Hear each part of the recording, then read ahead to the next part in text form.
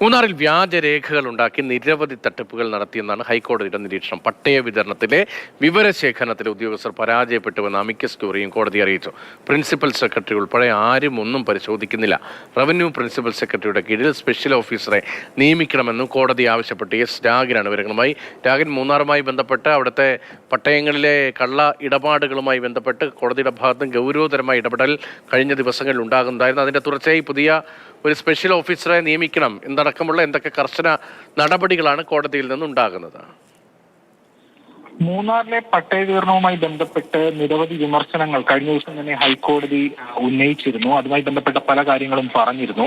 മാത്രമല്ല, ഈ രാജൻ മുരേക്കർ കമ്മിറ്റി പരാമർശിച്ചിരുന്ന 19ഓളം ഉദ്യോഗസ്ഥർക്കെതിരെ CBI അന്വേഷണം വേണ്ടിവരുമെന്നടക്കമുള്ള കാര്യങ്ങളും സൂചിപ്പിച്ചിരുന്നു. ഇതിൽ സർക്കാരിനോട് അന്ന് വിശദീകരണവും ഒക്കെ കോടതി തേടിയിരുന്നതാണ്.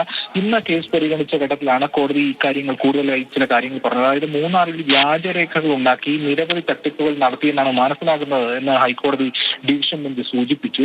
അമിക്കസ് ക്യൂറിയും ഇന്ന് കോടതിക്ക് മുൻപാകെ കൂടുതൽ കാര്യങ്ങൾ പറഞ്ഞിട്ടുണ്ട്. അതിൽ പ്രധാനമായും ഈ ഉദ്യോഗസ്ഥരുടെ ഭാഗത്തുനിന്നുണ്ടായിട്ടുള്ള വീഴ്ചകൾ അല്ലെങ്കിൽ അതുമായി ബന്ധപ്പെട്ട കാര്യങ്ങളാണ് പ്രധാനമായും ഉന്നയിച്ചിരിക്കുന്നത്.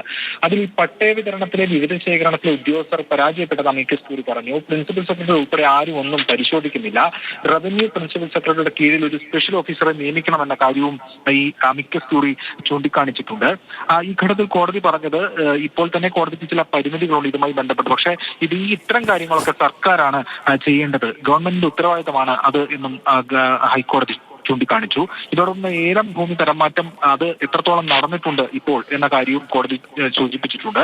എന്തായാലും ഇതിൽ ഏറ്റവും പ്രധാനമായും എടുത്തു പറയേണ്ടത് കോടതിയും നേരത്തെ വിമർശനങ്ങൾ ഉന്നയിച്ചു. അമിക്കസ് ക്യൂറിയും ഇന്ന് കോടതിയിൽ ഈ ഉദ്യോഗസ്ഥർക്കെതിരായിട്ടുള്ള ചില കാര്യങ്ങൾ പറഞ്ഞിട്ടുണ്ട്. എന്തായാലും ഹർജികളിൽ ഇപ്പോൾ വാദം തുടരുകയാണ്.